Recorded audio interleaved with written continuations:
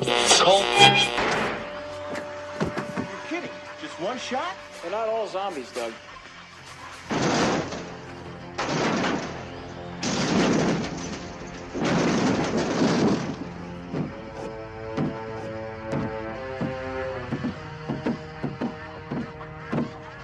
How do you fight this thing? Maybe we could drown it in A1 sauce. Well, sometimes that is better. The person you put up there ain't the person that comes back. It's a dance song to get down with. About 6 feet under. Get there. Ooh, I love this song.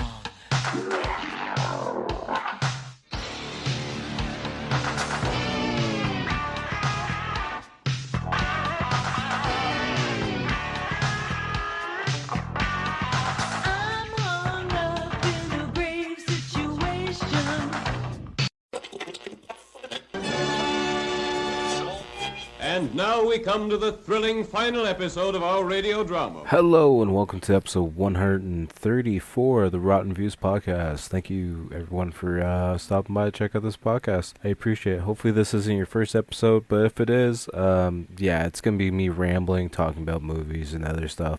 Before we get started on the podcast though, I'm just want to say thank you to everyone who's been listening, and if you guys want to see more of my stuff, make sure to follow me on all social medias at Typhonstein. Links will be down below of course, but you can follow me on Instagram, Twitter, Facebook. We have some art videos up on TikTok, but the main thing that I've been pushing lately is YouTube. I've been doing a lot of stuff on YouTube. I see the subscriber count going up on YouTube a crazy amount. I think just this month alone I've gained another 35 or so. So that's awesome because we're halfway through the month, and I appreciate all the support I've been seeing over there. The shorts are doing really well, and I like making the short content, so doing that on the reels on Instagram, Facebook, and TikTok. But it's really blowing up on YouTube, which I think is amazing. We're shooting for that 1,000 sub count and shooting for the 4,000 watch time hours. Just that way, if we can make some extra money on YouTube, that'd be awesome. That way I can put more money into the podcast, into the art videos, and into the actual gaming videos as well. Because if you guys didn't know, every Wednesday I drop a new gaming video, a let's play of sorts. Sometimes it's the first play, sometimes it's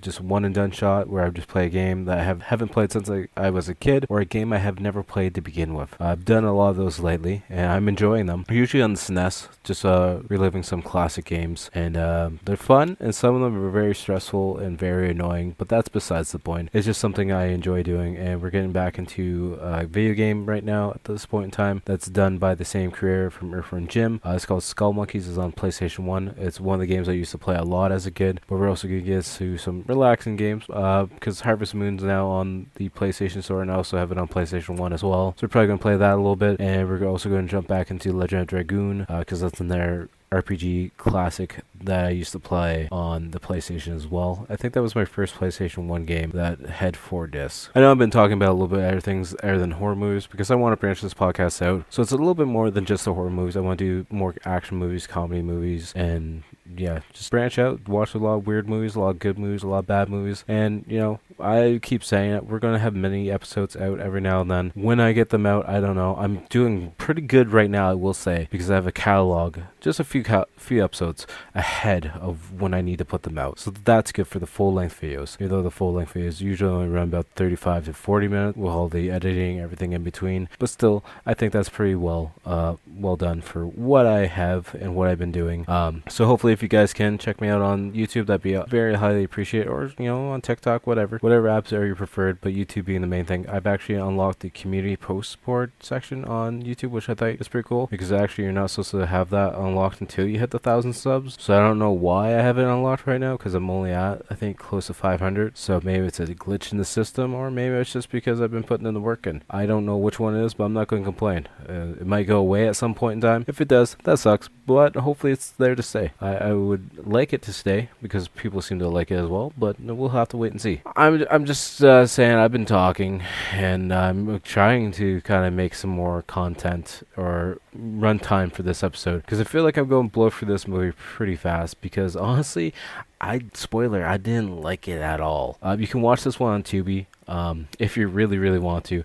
I picked it as a blind pick. Apparently it's also on Plex by the looks of it, I believe Google's telling me. But it's got 4.4 out of 10 on IMDb, 2.3 out of 5 on Letterboxd, and yeah, it's something else, that's for sure. We're watching. I picked it just because the Danny Trejo was on the cover, and I probably made a mistake by doing so. But it was called Tales from the Crib, American Nightmares. But when you look it up, it's just called American Nightmares. So I don't know why they got rid of Tales from the Crib. It might be a spin-off of various series. I don't know. But yeah, it was a hard movie to watch from 2018. It's bad, but not even a fun way to me. Like, not even a super fun way, to be honest with you. So I guess with that being said, we should do a quick rundown of this movie. Mr. Malevolent hacks into two millennials' computers and forces them to watch horror tales that reveal the twisted consequences of various immoral crimes. Director is Rusty Cundiff and Darian Scott. I probably butchered that last name pretty badly. And as always, we're going to talk about the directors. They're also both the writer, but Rusty is also the director from 2003 to 2006 for 25 episodes of The Dave Chappelle Show. He also directed from 1993 Fear of a Black Hat, which has a 7.2 rating on IMDb, so I might check that one out. But he also did, from 1995, he also did Tales from the Hood. And Darian Scott, who was also known as to be the producer of A Menace to Society, and that's really the only one. There's a Tales from the Hood 2 and a Tales from the Hood 3 that apparently he was a producer for as well. Other than that, he was producer for Tales from the Hood, the first one. Also, actually, this is something that caught my eye. He was also the producer for Stepfather 2, Make Room for Daddy from 1989. We definitely have to watch that one because I'm very interested in watching that. It's been a long time, so maybe we'll watch that one next. I don't know. I haven't actually picked the movie for next week yet, so yeah. It has a very interesting cast. It's got Danny Trejo, which you guys should know. It's also got Nichelle Nichols. I'm gonna butcher these names. I am so horrible at pronouncing names, but she's known for being Lieutenant Nyota Ura from the Star Trek series. I probably butchered that too. I ain't gonna lie. Never was a big fan of Star Trek, but she also was in Star Trek 5, Global Swarming. That's something, right? But yeah, there's also Chris Kattan and Jay Moore, which is funny, and then Eddie Steeples, who, if you guys don't remember him, he was Darnell from My Name is Earl, which I thought was really funny seeing him in this movie. But that's like the only good things about this movie, because there's a lot of bad things about this movie, but we should probably just talk about the movie. Before we do get into it, if this is your first time listening to this podcast, I'm going to be talking about the movie in detail. I might skip some details in this one, because there's some stuff that happens in it that might get me canceled just because of what's happening in the short stories, because some of them are really fucking weird and some of them are pretty bad with certain scenes as to what happens. But just putting that out there. But yeah, if you guys don't want to be spoiled and hear everything about the movie, feel free to pause it now. Go on Tubi or Plex, wherever you feel, and feel free to watch it, then come back to this, hopefully you will, and then we can both wonder why the hell we watched it together. That'd make a fun one. I don't know why on IMDb it's not even rated. There's apparently no rating, and it's apparently a horror comedy. I didn't find it comedy wise, but that's fine. The tagline is Hallow's Eve, sleep well tonight. Trivia: apparently this was Clarence Williams III's final film. He was also known for Half-Baked, Reindeer Games, The Butler, and he was from Tales from the Hood as well. He's the main guy in that. Also, apparently he was in an episode of Everybody Hates Chris. He was also in an episode of Tales from the Crypt from 1992. He was Blum in Maniac Cop 2. Oh, look at that. He was in Miami Vice and The Cop. But yeah, what I know him most for is being Mr. Sims from Tales from the Hood. That's his most iconic role, to me at least. And there's not much written up on this at all on IMDb. The release date was October 11th, 2008, and it's also known apparently as The Crib, which I didn't know that at all, but it's also the production company is Patriot Pictures, which I know nothing about them either. One of the reviews though is acting is below porn level, awful, nobody should watch this. So you just you know what you're walking into at that point in time, and yeah, it's gonna be an interesting episode. But yeah, now's the time to pause it if you really do wish to do so. And I'm not gonna be using the character names at all, if or any names really, to be honest in this, because there's just such short stories, and I don't think they really need characters, and they don't act in each other's shorts. They're pretty much one and done. After that short's done, they're done. Presents Saturday Night at the Movies, the television series which each week brings you the finest in recent motion pictures. Tonight, something wrong with your screen? Can you get rid of it? Where's the feed coming from? It's weird. Hello, my dark princess. Have you collected this year's evidence of man's sins and follies? Everyone loves a clown! Congratulations, you've just been given a free trial for the most effective dating service in the world.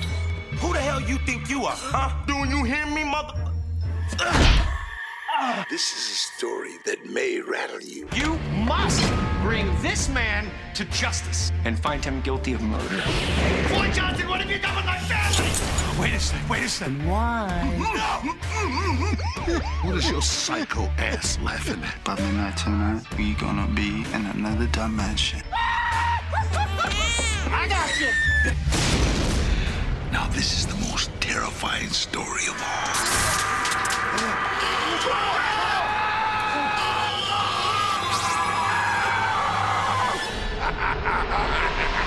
So this is released by Moonstone Entertainment as well. The movie starts out with this it's kind of like this hacker glitchy looking intro as we see this decapitated doll head spinning around and some other various items and masks and stuff. It kind of looked like the anonymous hacker kind of scene. Then we cut into the hacker computer group where they're hacking into the various security cameras and laptop web cameras, and pretty much everything on it is porn. Just putting that out there. Every camera they're hacking into is pretty much porn. And then the screen starts to change and get the staticky old school look, and then we see this big old gates of this haunted looking house, and then Danny Trejo comes on the screen and he calls them perverts and laughs at them and then starts to talk to them, and they're like, oh, I think he's talking to us. Yeah, he clearly is talking to you guys. They're trying to change the feed, but nothing is working. Then we see this old lady, the mystic woman, with Trejo, who makes a rose appear on the table because they're both in the same room, and he picks up the rose, and that's going on to the first story called Mates. Then we see two girls talking, the one's complaining about her boyfriend, and the one girl says that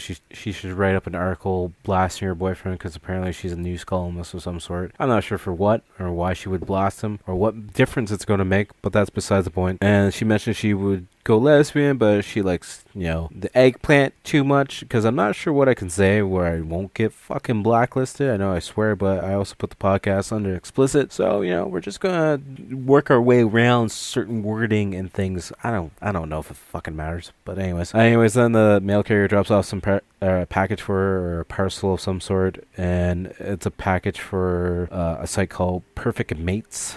And then we see her getting ready to go on what looks to be a blind date that was set up for the app. Then we see the two at this fancy restaurant spot, and it just cuts to her telling how she used to write poetry. Apparently he's a fan of poetry. Then it cuts again. They're talking about other various things and stories and comedy, trying to be funny and shit. And there's just a lot of time jumps that don't really make any point or purpose. It's trying to just say they've been on a date for a little while, and then she lures him home by saying that she's got some new Jamaican coffee and that she's not easy, and then it literally just cuts to them having sex, and that runs too long unless you want it to be a porno. Maybe that's what they're shooting for, because there's a lot of porn on various screens, but then it just shoots to her screaming like she's being murdered, but she's not. She's just having a fun time. And then we just cut to them in robes and him saying how it's the best that he's ever had, and she was thinking that he's going to say he's married or this or that, or how he has to go get some smokes and never come back, kind of bullshit. And then I start questioning myself at this point in time. Already in the first story, I'm like, why the hell did I put this on? And then I think to myself, oh yeah, I saw Danny Trejo on the fucking cover. That's the only reason why I put it on. Then they start going at it again, and he looks like he's gonna have a heart attack, and he falls over on the side of the bed and he's just staring at her, and then his eyes light up and his mouth lights up, and then we just hear, your free trial is over. Apparently he's a fucking sex robot the whole time. Whatever. And there's a knock at the door, and it's actually her ex, Reggie, and he saw her come back with a robot, and apparently he's the one that actually gave her the paperwork and mailed it to her, because he wants to prove to her that she's always trying to look for the perfect guy and nitpick at everything and this and that kind of bullshit. And then they start to argue to prove a point, and then he goes to beat up the robot and carries it out as she's running to the computer, because the main thing that sets him off is that somehow he knows, because she's in a robe and nothing else, is oh, you fucked the robot because you're a hoe, even though you're setting that thing up for her to do it pretty much, so of course she's gonna do it because apparently you're an asshole. But anyways,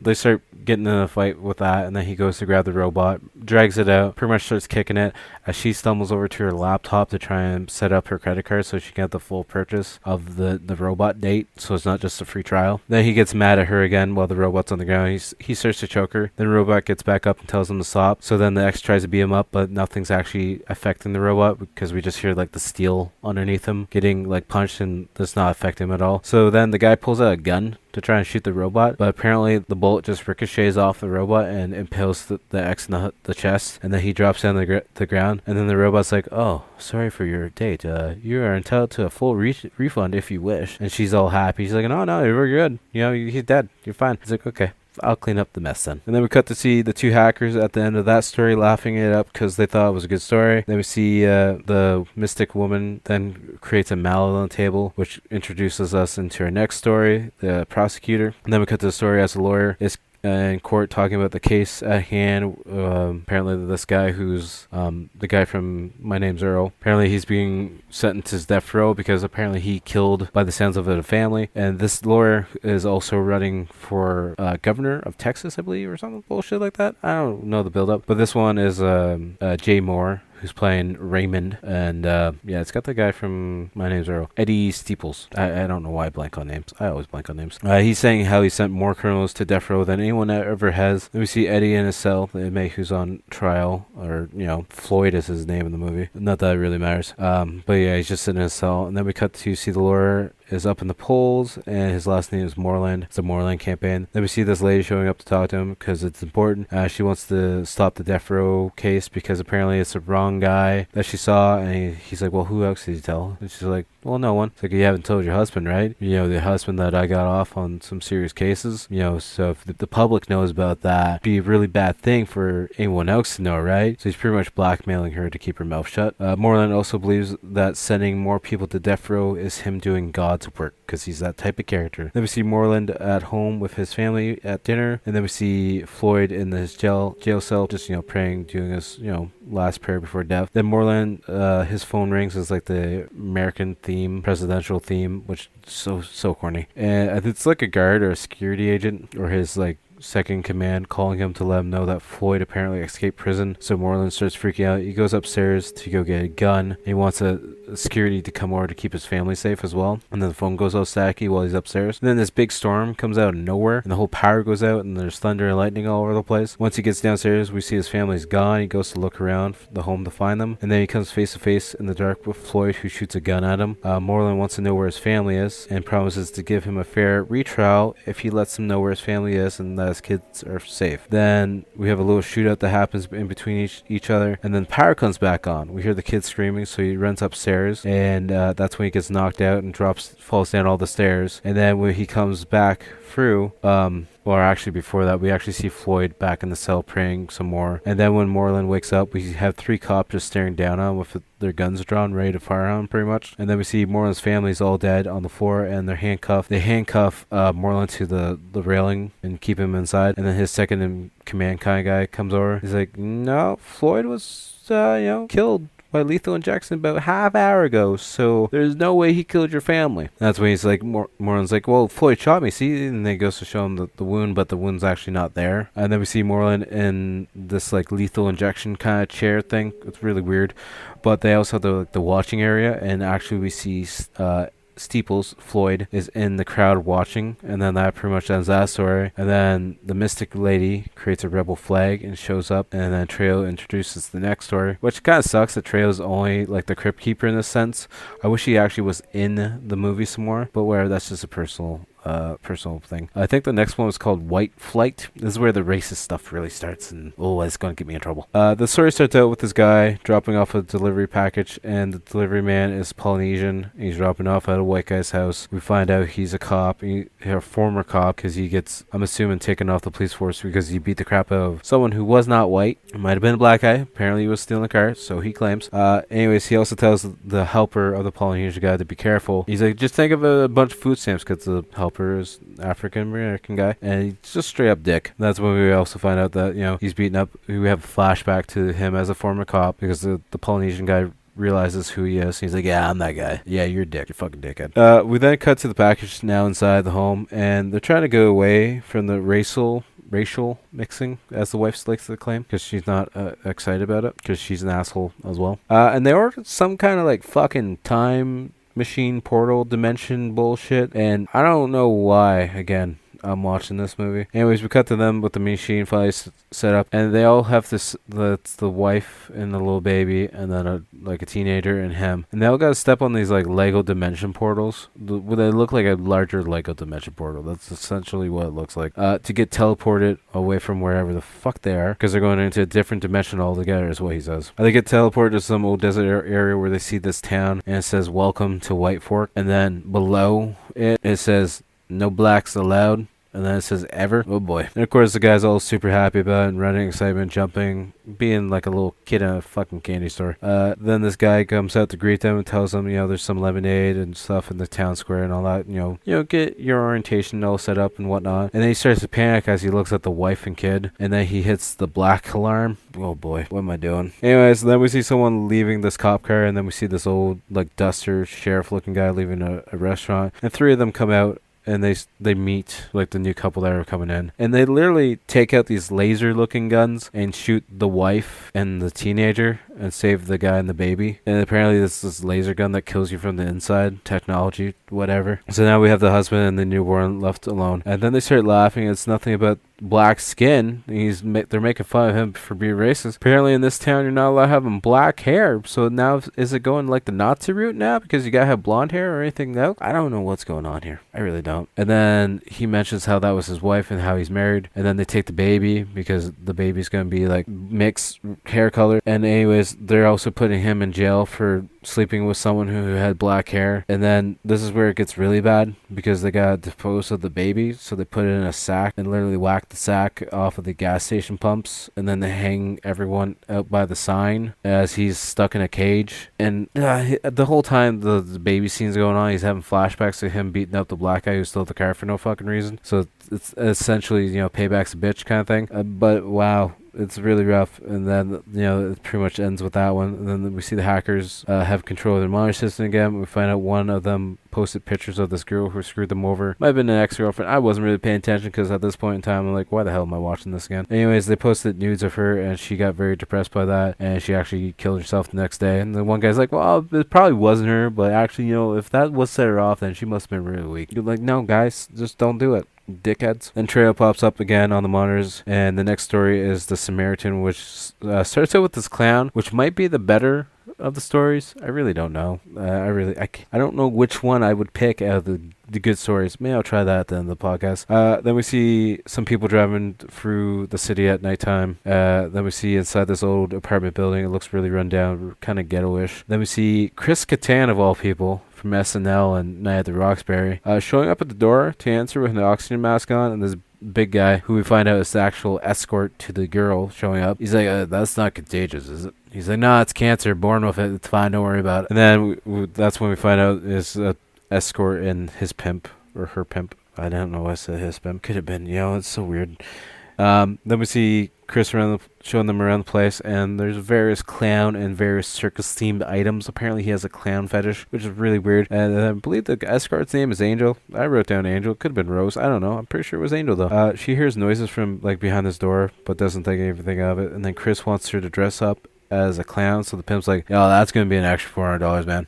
No way she's doing that for free. Definitely an extra $400. So Chris comes back for the extra money and scares the pimp as he's looking at a laptop that has this creepy clown just walking on it. And then he's like, okay, well, I'm just gonna sit in the apartment and wait because you're probably gonna fall asleep because you're a cancer patient, whatever. And then we see Angel putting on the clown makeup in the room full of these balloon animals. She gets the makeup on and goes over to the door where she heard the noise, opens it up, and it's just full of more balloon animals and stuff, as it's like a jump cut away essentially. We see the pimp waiting for Chris to get out of the washroom because apparently he's getting ready in the washroom. We then see Angel looking in that door, and it's just a closet like I said, full of balloon animals. Then she shuts the door and we see the light still on, so she opens the door again. And then we see this like dead girl inside the room. She goes to leave that room, and then the same dead girl shows up on the other side of the door, and apparently she's just a ghost trying to save Angel's life, because this is what Chris Kattan does. Brings the escorts over, dresses them up as clowns, and then murders them. We cut to see Chris writing on the bathroom mirror in blood. Angel goes to leave, and she finds her pimp dead on a chair with his throat slashed open. So Chris Kattan's using his blood to write on the mirror. She looks down this red hallway where this clown comes out of a room, and he has a balloon snake coming out of his crotch area. It is weird. And then he comes up to her and tries whacking her with it, but at the same time he's like also making a balloon animal because he's making a rose for her, and she doesn't like it. So then he's like, how about something that's got a little bit more of a point? And then a samurai sword comes out of his crotch.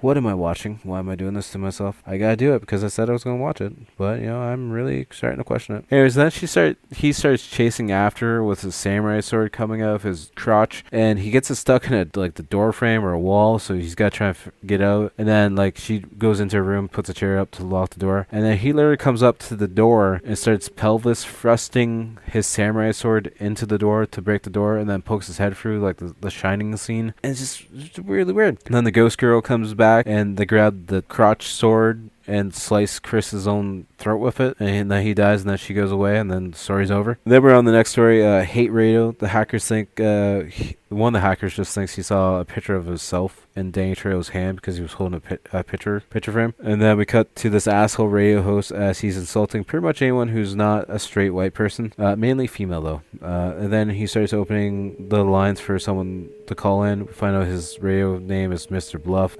He says also behind a man who has a domestic violence is a woman who wouldn't keep her mouth shut. Very clever writing, guys. Amazing for 2018 movie. Boy, I thought at this point in time I am going to get canceled for discussing this whole movie, but don't worry, my rating at the end of this movie is not going to be high by any means. It's going to be a lot lower than the IMDb movie because I just didn't care about this movie. And then they go on break, and he's looking at some fan mail, and it's a picture of himself, and there's another piece, so he takes it home. We find out once he's home, he's having a drink at this statue, memorial, salute, shrine kind of bullshit for Trump, and he's having a drink of whatever, and he's like, make America great again, because I'm an asshole. Then in his mail, someone photoshops him as a girl, and he throws the picture out, but then he goes in the shower, and then when he gets out of the shower, that picture's on his counter as well, and he starts to scream in pain, as then he starts to grow long blonde hair, and then next thing you know, he's struggling as he's starting to grow boobs, and I'm assuming his junk is also disappearing as he's stumbling down the stairs in pain. For whatever reason, he walks right outside and goes and falls on his driveway and just, passes out. And then someone driving by stops to check on him, and at this point, it's now a her, or maybe it's supposed to be a transgender. I don't know the whole theme or point of this. Then when he wakes up, he's in a dark room with a bunch of pictures all over the wall. He has a gag in his mouth. He's set up for a fun time. Then we find out the person who kidnapped him is Felix, which is one of his regulars who calls in on the radio show. So he tries to tell him who he is, and he's like, "No, shut up! You're not Mr. Bluff. Stop trying to be Mr. Bluff." He tries to tell him, it's really me. Please don't hurt me. And at this point in time, we find out Felix is a serial killer because he's got a bunch of hatchets and saws and other various items. And he's getting ready to chop up Mr. Bluff. And then he turns on like a blowtorch and literally takes it to Mr. Bluff's face. And that's how that story ends. Just like that. Once you get to the good parts, it's just over. There's no money for budget or anything like that. Then the mystic woman does some more voodoo work, and a necklace appears with a cross on the table. And then the next story is the healer. And then we see this religious man saying how he can heal anyone's illness, and we see a montage of clips as he's showing a commercial to everyone in the area to try to get them to come in so he can do more of his fake healing, or real healing as he likes to say. Then we see him in church changing out the holy water for just bottled water. He's like, God makes everything, so of course it's this water in this bottle of whatever Aquafina is going to be fine for holy water because it's all God's creations. Anyways, he goes to leave the church, and then there's a swarm of people with illnesses outside that looks like it's setting up for a zombie movie just because of how they're looking. He closes the door. He's like, you know what, you guys come back tomorrow. I don't want to be bothered with this kind of stuff right now, so you guys come back tomorrow, it'll be fine. So then he goes out the back door, and when he goes out the back door, he's waiting for his ride to show up because he told whoever to swing the car around back because he's going out the back door. And then we see this older man who is Clarence Williams III's character, pretty much comes up behind the preacher guy, or the bishop, they call him bishop, and he puts chloroform on his mouth and knocks him out and drags him into his creepy pedal van. It's not really a pedal van, it's just a beat up van. Nice paint job, could look like Scooby-Doo van probably, but that's besides the point. Then we see the van showing up at this like junkyard area, and we find out the guy who stole the bishop, his daughter believed in the bishop a lot, bought all his books, went all to his, church gatherings and everything, but she still was ill and never got better no matter what the bishop did for her or what work he did, and to the point where we actually see the daughter is underneath a blanket inside the van beside the bishop, and she's dead. She looks like a zombie. Then the old man starts chanting some stuff and pouring like holy water onto his daughter's face, like dead daughter's face, and he makes the bishop drink out of the same water as well because for this ceremony or chant that he's doing. It's now nighttime. We see the cops showing up to grab the old man and arrest him and to save the bishop, of course. Apparently the bishop had GPS on his phone for this exact reason, because people were scared that he was going to get kidnapped for whatever reason, probably because they know he's full of bullshit. Something to mention though with Clarence Williams III's character, his hands always been like crunched up due to probably really bad arthritis, but at this point in time when he's getting arrested, his hand actually goes straight out, like he can actually move his fingers, and then the bishop's hand actually starts to crunch up due to pain and everything, and his buddy's just like, oh, it's probably just because you're handcuffed, your muscles are just tensing up and whatnot. So essentially the bishop's body is taking the old man's pain, and then the buddy who's with the bishop, I don't know what his name is, but he has glasses, he can't really see that well, and then the bishop starts taking away his blindness so the guy can see better without his glasses on. So then he takes the glasses and puts them on the bishop, just like, what are you doing to me? What voodoo are you doing? And that's when another helper from the church comes, and she's got like this scar on her face or something. I don't know what it is. Some weird looking stuff around her eye, and then that forms onto the bishop's face, and then she doesn't have the mark anymore. And apparently the bishop is being the healer, but he's taking on everyone else's illness or pain or discomfort or whatever they have. At this point the bishop grabs a gun out of like a police car, and he goes to shoot the old man, Clarence Williams III. He shoots him in the knee or above the knee, but he doesn't actually get shot, and then the bishop actually, the bullet hole goes into his leg and he drops down. And then we see the old man's like, oh, I brought a lot of friends that have been wanting to talk to you for a while now. And that's when we see the swarm of people with illness and ailments and whatnot are all like dragging their legs and looking like zombies as they crawl over to him and pretty much maul him to the point where he takes on all their pains as he's screaming. And then the daughter, as a zombie, like walks over to him and like strokes his face, and then he becomes like the dead zombie mummification person, and she becomes full of life again, and that fucking story ends. That wasn't a bad story, I guess. It wasn't too bad. Then the hackers see a screen with 3 girls, and they're doing like the satanic ritual, and they're all in lingerie because why not? And then the screen starts to change, and then Trejo picks up a baby rattle for the next story, and that's called They Will Be Done. We see this girl at doctor's office, and she's actually at an abortion clinic. And then we see her walking outside, and this other girl pulls up in a van. She's crying and screaming, saying how she's missing her child, and she's asking for help. And then this guy comes out behind her, grabs her, and throws her into the van as well, because it was whole setup this whole time. And then they get to their getaway house, and this heist team consists of 1 lady and 2 guys, and they're taking women from the abortion clinic to try and save the babies, because they feel like if you can't keep your legs shut, it's not the baby's fault, which is understandable, but people make mistakes. Such as life. Live and learn, I guess. I don't know. I'm not getting into the political point of this movie or this story at all. Anyways, they drag her inside and then throw her in a bed, and they call themselves a rescue. And apparently they take people from the abortion clinic, and they find out that she's actually pregnant due to rape, and it's a very scary person. It's going to be a very scary baby, but they don't want to listen to her at all because they're just thinking about the life of the baby, which is totally understandable. Then we see one of the guys trying to like spoon feed her like a baby, but she won't eat at all. She's just keeping her mouth shut, so the lady comes over to force feed her pretty much, and the girl just spits the food all over her face. Then they start putting on this like mask to like feed her through a feeding tube, and then we see her asleep in bed as I think the screen flashes pretty much to tell us how much time has gone by. And then I'm pretty sure that's what happened, or maybe it was pictures or paperwork from the rape and everything mixed all together, and I wasn't really paying too much attention. Then we see the other guy trying to feed her with the tube, and he's kind of a little slow looking. He's a little weaker of the 2 guys, and she wants him to get closer because she's trying to tell him something. And then she takes the tube and starts choking him out, and then hits him with a pan that was just sitting in the room. And then we see her trying to escape as the other lady's coming in with a van full of food.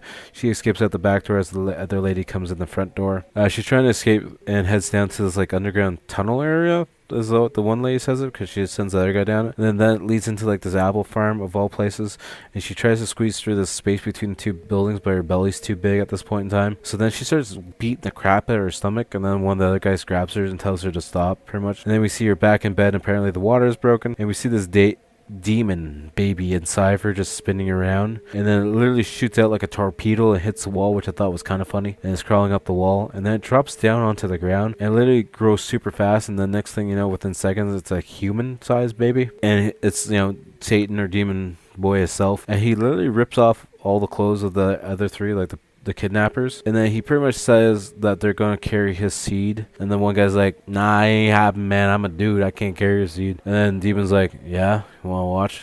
It's gonna happen, don't you worry, I'll make it happen. And the guy just kind of gets dragged over to him. Yeah, it's weird, he pretty much knocks them all up. I don't know. Then that story's over, and the hacker's screen all starts to spark, and they get ready to leave, and this monster comes in, and I'm pretty sure he has like a tentacle coming out of his crotch area, and he like rips the head off of the one hacker, and then his mouth looks like a vagina of sorts with teeth, and he kills the other guy, and then Danny Trejo pops up on the screen saying perverts need to exercise their demons before the demons exercise them. And then the old voodoo lady, the mystic lady, changes into a younger version because Trejo's granting her that because he's, you know, like the almighty power. And then it ends with him holding the skull that's engraved, and he's like, on to the next most terrifying story. It happens next, and then he points at the screen saying the viewers, the one in the story next, to try and spook you. And that's the end of the fucking movie. I didn't like this at all. But I'm gonna try and pick the two stories that I thought were decent. I like the Chris Kattan one just because it's a creepy clown kind of thing. And then the next one, I really don't know, man. The healer one is kind of like a classic story, like the healer going around saying you can heal everyone when really none of that snake oil crap works. If you believe in it, go right ahead. That's up to you guys to believe in it. I personally don't, but that's besides the point. We're not getting into political views on this shit.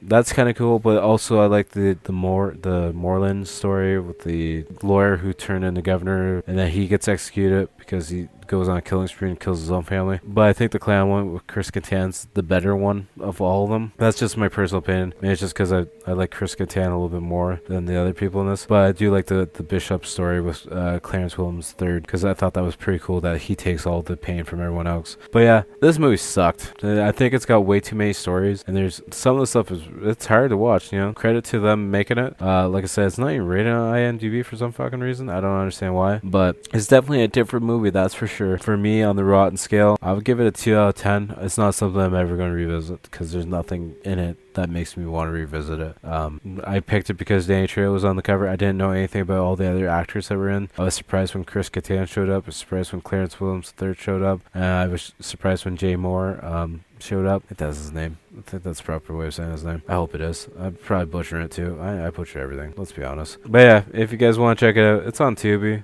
I'm not going to recommend it at all because, like I said, there's not a single point in this movie that I enjoyed, but that's just me. That's just my personal opinion.